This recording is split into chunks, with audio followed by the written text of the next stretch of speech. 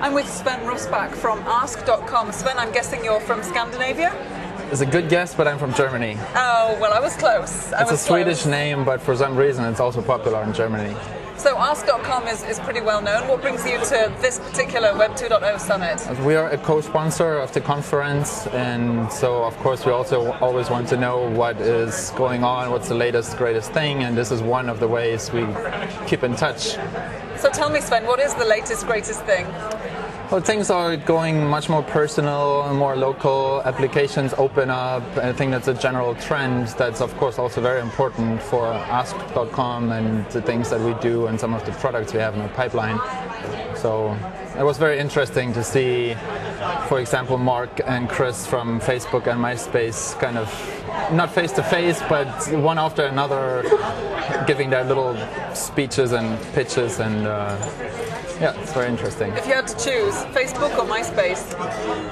Currently, I think Facebook has the edge, simply because they're an open platform. Everyone seems to gravitate towards Facebook, and I think that's where the future is. And I was glad to hear Chris say that MySpace is going to go the same route too.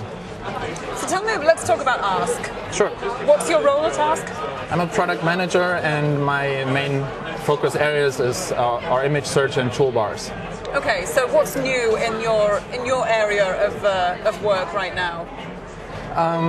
Well, with image search, we're looking at some new ways to present the search results to the users, to make finding images, to make the experience more pleasant and make it easier for users to find what they're looking for. So right now it's still very similar to web search. You type in a term and get a set of results, and if it's not what you're looking for, you type it again and you get more. But I think users are more,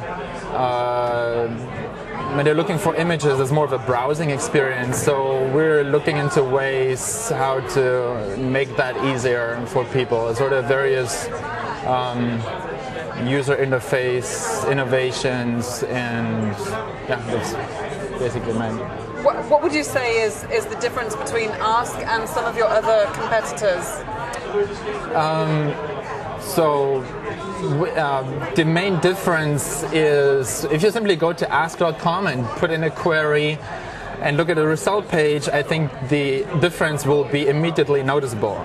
We have what we call Ask 3D, a completely redesigned user interface right now that does not only give you the 10 blue links as some of our competitors do, but it gives you a lot of related information.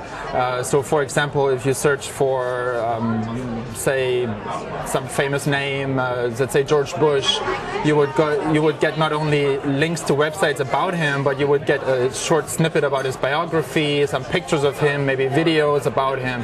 If you search for a place like New York, you would get a little map, a time clock, what time it is there, and so on. And so always depending on what you search for, on the right-hand side of the screen, we give you related information. Most likely you will find what you were actually looking for right on that screen, so you don't have to click on any links. Google has done some baby steps in that direction lately with their universal search concept, which is similar, but I think it doesn't go as far as we do.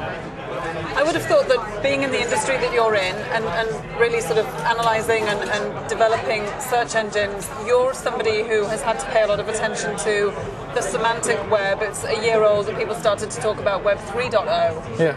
Can you share any thoughts on that and the way things are going, and why it relates, why I'm bringing that up, and why it relates to search engines in particular? Yes, we have looked at the semantic web, but it does not seem to have really taken off yet, right? I mean, it requires that webmasters tag their content with special metadata. They tell you this piece of data is a birthday, this piece of data is a name. And if people did that on a large scale, it would be great. It would make our work of crawling the web and interpreting what we find there a lot easier. But unfortunately, people don't really do that. And so it's been a nice idea, but not really a very tangible issue for us at this point.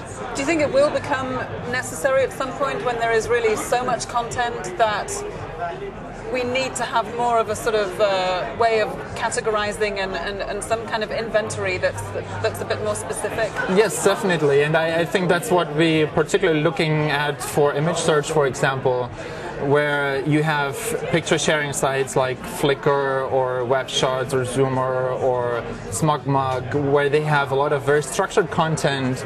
All the pictures are tagged with tags and descriptions, and users leave comments and so on, and all that information is valuable for us. The amount of comments they get, ratings the pictures get, the tags that are attached to the pictures, and in those cases we are able to interpret that data and match that up with the picture, and that allows us to make image search much more relevant.